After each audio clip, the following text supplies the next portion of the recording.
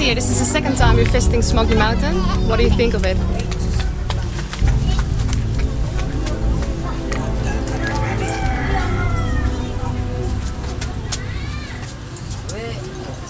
What I think about it is it touching you even more than the first time? Yeah, it is. What do you feel? Like frustration? I feel you're failing as human beings. I don't know how people can sleep after seeing this. You're just failing. I don't know how people living in Philippines, in Manila, can have normal life knowing that they have this in their backyard. That they can go home and they say, okay, this is fine, this is normal. People know about this place. We knew about it, but we don't do anything about it. We're failing, we really are failing. What strikes you the most about the slum? The children or the work conditions? Everything. I mean, look around you. I mean, the children living here have no future. They are born in the slums and they will die here, definitely.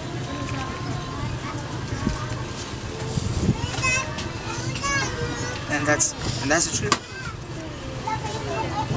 That's the truth.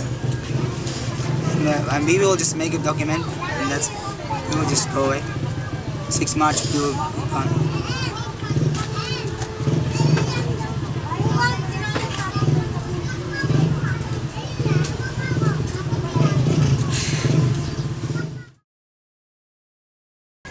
Are you able to live here for half a year, work as a volunteer?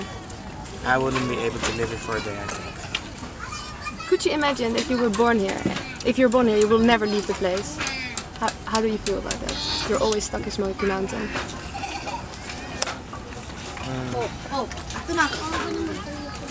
If I was born there, even imagining that is horrible. I'm glad that I'm not, but I still feel very sorry for the people who do live there. How do you feel?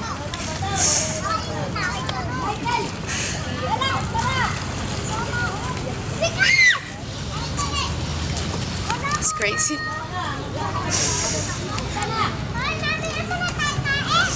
There's people and kids living in garbage. That's an insane smoke of the work they do.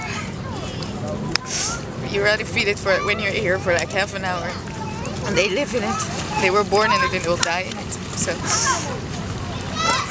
Did you expect this?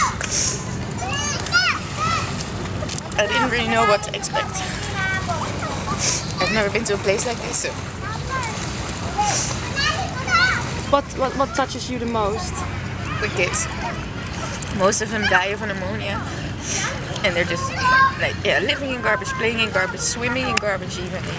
You don't know what's in the water here. It's not even a sea to really swim in. It's like boats pass by all the time. It's dirty water, bad water.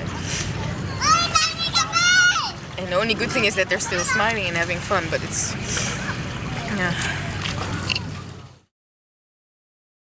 Is there a hero you look up to? Who's your favorite hero or heroine? Only my father.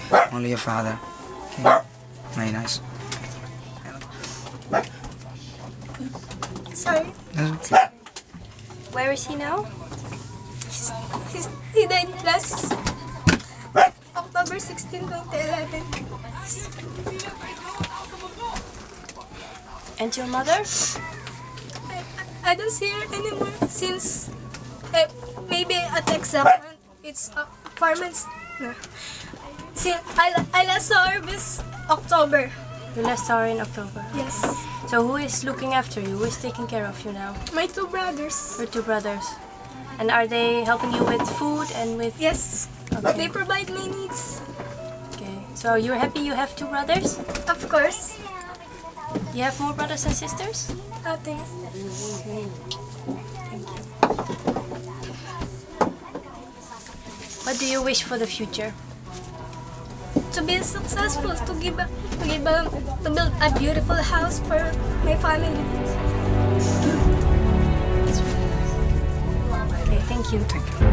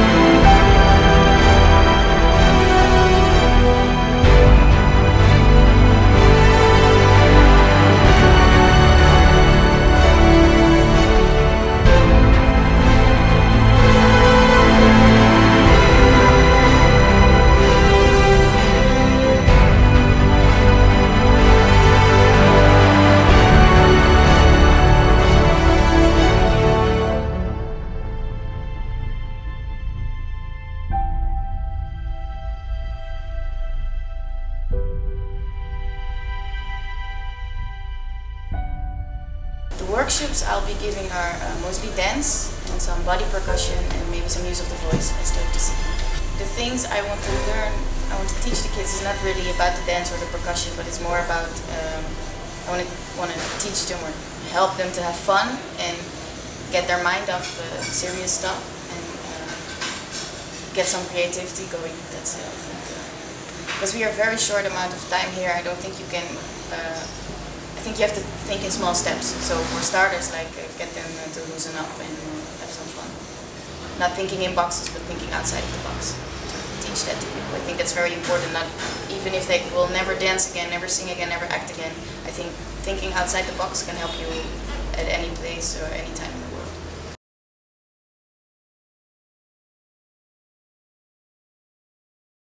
The goal to actually give a voice to youngsters, and that voice could be dance, could be theater, could be debate, could be anything. As long as they can tell their story, they can tell their problems, they can discuss their problems. That's what I think.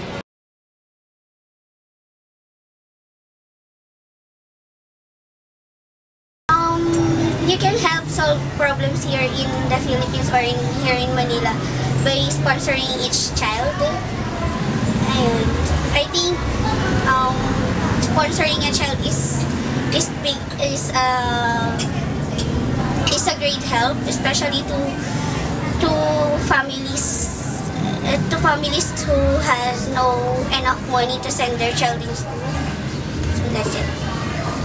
Do you think that your brothers and sisters are jealous at you because you get a sponsor and they don't? Yes, I think they're generous. And because they don't fail to give me allowance monthly, and they also send me gifts every occasion, like my birthday, Christmas, and New Year. And how do you feel about it? I'm really happy and grateful about them.